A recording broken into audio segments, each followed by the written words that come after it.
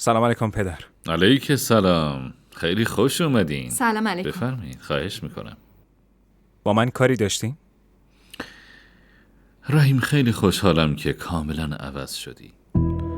خوشحالم که کارای بدون فکر گذشته تو کنار گذاشتی پسرم. ممنونم پدر.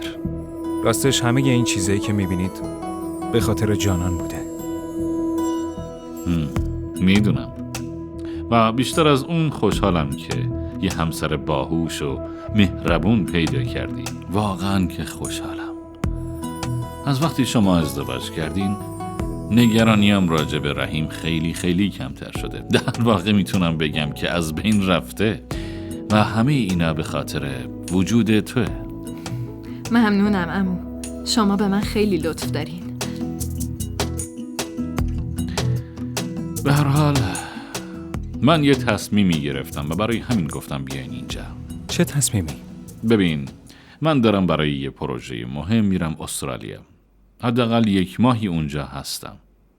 پسرم، میخوام وقتی که نیستم تو شرکت رو اداره بکن.